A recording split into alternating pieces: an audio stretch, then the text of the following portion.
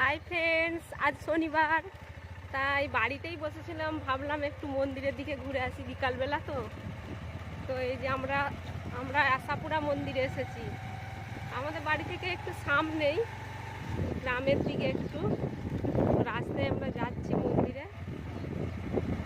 চারিদিকে মাঠ আর এই গাছগুলো হয়ে রয়েছে, আর রাস্তাটা হয়ে যে মাটি, এখনো এই দিকটা ঠিক পাকা রাস্তা হয়নি, আর মেঘলাও করে আছে আজকেও, কিন্তু বৃষ্টি হয়নি। তো রাস্তায় যেতে যেতে কুল গাছগুলো, প্রচুর কুল গাছ হয়ে রয়েছে এখানে। আর এই কুল গাছগুলো আগে মরে গিয়েছিল, কদিন বৃষ্টি হয়েছে কুল গাছগুলো সবুজ হয়ে গেছে। আর এখানে আর একটা গাছ রয়েছে, এইগুলো আমাদের গ্রামেও রয়েছে, কিন্তু কেউ জানে না। এই গাছের ফলগুলো কিন্তু খায়, ফল হয়ে রয়েছে এখানে, বাজারেও বিক্রি হয়। এই ফলগুলো শরীরের পক্ষে খুব ভালো, যাদের শরীরে রক্ত নেই এই ফলগুলো কিন্তু খায়। পুরো গাছ একবারে ভরে রয়েছে, কাঁটার জন্য তোলা যাচ্ছে না, মাঝে মাঝে তুলে নিয়ে যায় এখান থেকে।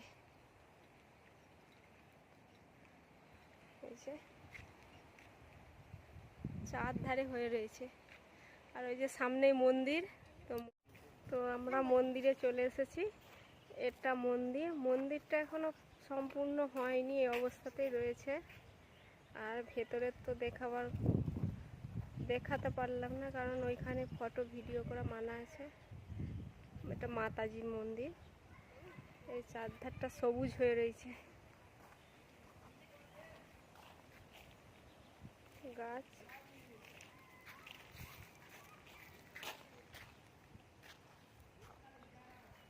যে এরা এখানে বসে আছে, একটু পরে যাব, খানিকক্ষণ বসবো, তারপর যাব। আর এদিকেও লোক আছে, অল্প আছে, তো মাঠের দিকে তো লোকজন খুব অল্প আছে।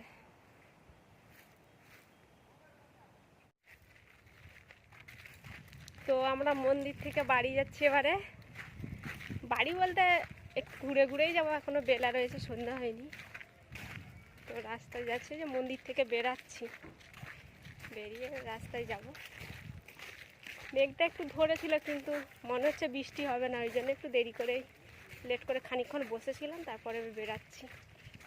তো এই যে যাচ্ছি। এখানে মাঠের চাষবাসটা কত সুন্দর পদ্ধতিতে হচ্ছে, আমার তো দেখে খুব ভালোই লাগে। আমি আগে ভাবতাম বোধহয় আমাদের গ্রামেতেই সুন্দরভাবে চাষ করা হয় বা চাষি রয়েছে, কিন্তু এখানে এসব জমিগুলো দেখি বিঘে বিঘে জমি খুব সুন্দরভাবে চাষ করা হচ্ছে। আর এখানে আমার মনে হয় দেশের থেকে বেশি ভালোভাবে চাষ হচ্ছে। কত সুন্দর বাদাম লাগিয়েছে, সব খুব সুন্দর লাগছে। এক একটা জমি একদম এক পলটে চাষ হচ্ছে, দারুণ লাগছে একদম। রাস্তার ধারে দেখে ভালো লাগলো, তাই নেমে পড়লাম। আর এই দিকটাতেও চাষ হচ্ছে দু সাইডে, এদিকে খাল। এখানেও আবার গরু, ভালো লাগলো যে আমাদের গ্রামের মতো এখানেও সব হচ্ছে। তবে এখানে চাষবাস আমাকে দারুণ লাগে, একদম জমি জমি বাদাম, এক পলটে চাষ হচ্ছে। আমাদের দেশের মানুষ তো এত বড় জমি দেখলে ভয় লেগে যাবে, চাষই করতে পারবে না। সত্যি এখানে চাষবাসটা খুবই ভালো করেই হয়, আর সবজি টবজি প্রচুর পরিমাণে চাষ হয়। আমি ভাবতাম হয়তো দেশে কত সবজির দাম কম, কিন্তু এখানেও আমাদের খুব কম চাষবাসটা। তো বাড়ি যাচ্ছিলাম, বাড়ি যেতে যেতে একটু সামনে হোটেল দেখলাম। তো এদিকটা রাস্তার দিকটা একটা হোটেল আছে, একটু চাটা খাবো, বসবো, তারপর যাব। তুই কি নিবি? ও তো চা খাবে না, কি খাবি? চল। তো সামনে এই যে হোটেল, চাটা খাবো, তারপর বাড়ি যাব। একটা মাঠ চারধারে। তো হোটেলে বসে একটু চা খাচ্ছিলাম, হোটেলটা বেশ ভালো লাগছে। চায়ের হোটেল এত সুন্দর হয়, দেখুন কত সুন্দর চায়ের হোটেলটা।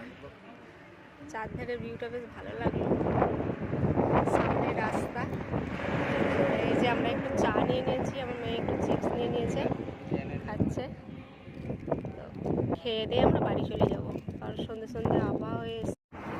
এইখানে খেজুর গাছগুলো বেশ ভালো লাগছে, পুরো গাছে একদম খেজুরে ভর্তি হয়ে আছে। আর এই গাছগুলো বেশ বড় দেশি খেজুর। এইগুলো আমাদের এই রাজকোটের যে এই খেজুরগুলো পাকে, কিন্তু রাজকোটের মানুষ যেই খেজুরগুলো সাধারণত খেয়ে থাকে সেই খেজুরগুলো ছোট ছোট গাছে হয়ে থাকে, আর সেই খেজুরগুলো কাঁচাই খায়। এই খেজুরগুলো কিন্তু পাকে, সেগুলো পাকে না। আর রাজকোটের লোক সেগুলো কাঁচাই খায়, অনেকে হয়তো খায় না। তো মন্দির থেকে এসে যে ঘুগনি বানিয়ে নিয়েছি।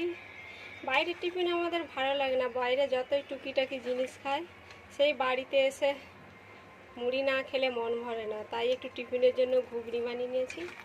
তো এবার আমরা ঘুগনি মুড়ি আমাদের রেডি, আমরা একটু টিফিন করে নিচ্ছি। তো এখানে শসা পেঁয়াজ ঘুগনি মুড়ি এটাই আমাদের খুব প্রিয়, বাইরের ভালো কেউ খেতে চায় না। মুনু কেমন হয়েছে ঘুগনিটা, খেয়ে দেখতো।